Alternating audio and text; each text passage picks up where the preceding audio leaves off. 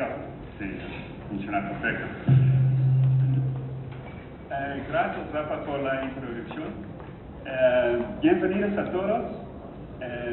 Más que nada tengo que decir que voy a hacer mi presentación en inglés. Perdóname, pero puedo explicarme un poquito mejor en inglés que en castellano. Solo vivo acá hace 1 año y medio, pero al final de mi presentación, cuando hay preguntas, voy a intentar de contestarlas en castellano. So, voy a probar. Bueno, entonces, for all the English speakers, if you didn't understand me yet, I just said I'm going to do my presentation in English. That's it, and in Spanish. My name is Pascal, and I do work for Epiphany. I have to think about making a bit of contact. No, the first one, I'm sorry. La primera, sí. And Epiphany is a Dutch company that has just recently opened an office in Argentina for Latin America. We're one of the fastest growing research-based consultancies, and we're known as innovator in research. And currently we bring some of the best practices that we have, we bring them to Latin America to share them with our clients. Some of the clients we have, even although we're still a small company, are in the fast-moving consumer goods, are in the financial sector, or more in the electronic sector. And from some of them, I will show you some examples in my study later on. Sometimes I wonder why, as a small company, we have the privilege of already working with some of these large companies. What they get back to us is that besides the knowledge, they were passionate about what we do in market research, and probably more important, that's what is in our DNA, and that's also what is in the name of the company. Epiphany stands for the sudden realization of the essence or meaning of something, which, in more normal words, means we're always looking for something new. We don't take for granted what's happening out there, and we don't want to propose to our clients researches that have already been done. We always try to look for the right solution for the right objective. And because of that discussion that we always have, one of the discussions we had over a few years ago was all about the goal of marketing. ¿Qué es el objetivo del marketing? When there's one, cuando hay una, ¿qué puede ser? Anyone? Now, the one goal we think, especially currently with the recession, you have to think really well on how to reach consumers at the moment that most influences their purchase decision.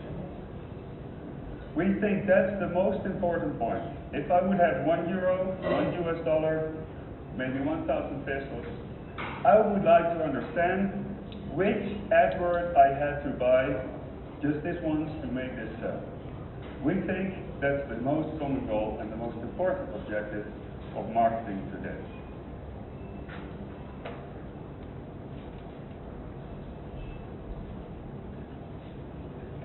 Why do we also think this is important? Not only because of the discussion and more the marketing recession, that we need to have a bigger effort of the marketing money we spend. No, it's also because in the current environment, and we all know it because we have seen it almost all day, is the fact that there's an abundance of consumer choices. Consumers are flabbergasted and they don't know which products they choose to and not to choose from. And besides that, there's multiple media options growing every day. Not only to communicate or to receive messages, but to actually also start buying products. 10 years ago, I could go to a shop, a store, and buy a product. Today, what has changed is the fact that I can maybe buy a product online, I can do it through Facebook, give a review on Twitter, or maybe actually I can buy the product online and go to the store to pick it up. There's multiple options and multiple choices that are accumulating. And that actually leads to a lot of confusion for the consumer, and to companies and brands like us, because we don't have an actual clue anymore on how to reach the consumer at the right time and at the right moment. We were, as a company, quite lucky because this discussion was also going on within McKinsey, and they launched a study to understand if the marketing funnel, the traditional marketing funnel, where you go from awareness to consideration to preference, if we could still use that in today's society with everything that's currently going on. After the study, McKinsey came with the conclusion that the marketing funnel is not linear anymore. Consumers don't go from awareness to consideration to preference to trial. Those days are over. They concluded, today the consumer decision journey is a circular journey. It's a journey that goes from initial consideration to preference. People go back in the journey based on their experience, depending who they talk to in the touch points, start buying the product, etc. It's a circular process that cannot be caused by a model that is linear, as we always thought it.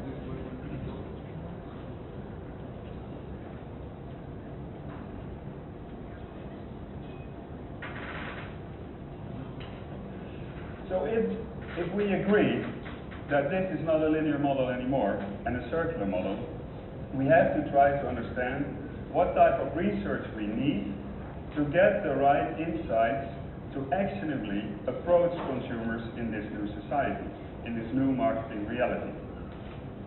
Because there's a lot of touch points that's currently out there, and traditional tracking methods are not capable of translating all that information into actionable outcomes. And there has been a lot of thinking from us on how we could translate this to a new actionable research model, a next generation model. And so what we have tried to do is look at the consumer decision journey of today, and we have launched what we call the Epiphany loop. The Epiphany loop is a research model that goes through all the phases of the consumer decision journey. It takes initial consideration, information gathering, purchase experience, and the post-purchase experience.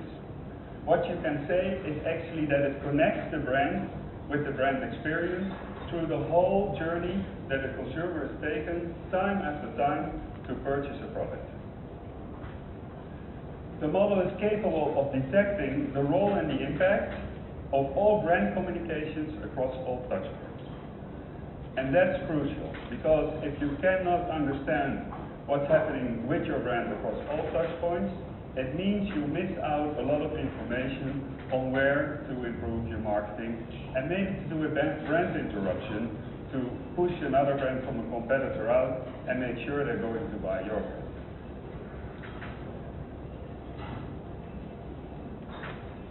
After we defined the model, we of course had to find a way to study the model, to make sure we get the right insights and they're deep enough. Traditionally, and also I think because of our knowledge, you would first start thinking about using qualitative research. Because qualitative research gives you the capabilities of really diving deep and talking in a one-on-one interview or in small focus groups about the journey that customers just had or are about having in buying their product. Where did they look for information? Which websites did they go? Did they look at magazines? Did they talk to their neighbors, etc.? That's what you first think. But because of our passion about online and the possibility that online gives, because it's faster, it's cheaper, among others, we have tried to integrate ways that usually are used in qualitative research and integrated into the online. Trying to make them more fun and engaging, and in the end also be capable to not just talk to 24 people in a focus group, but to talk to hundreds of people and actually validate the model, validate the outcome, and make sure that you can take fact-based decisions on where you should go with your brand to successfully communicate with your potential customers. How that looks like, I think the key is what we're trying to do with the model, and we try to do in the research, is a combination of asking the right questions and together with the respondents, try to design their journey when they buy a product. What I would like to share with you is a short film, a short video that shows the key parts of people involved in a study about buying a new bed. Para comprar uma nova cama. Por favor.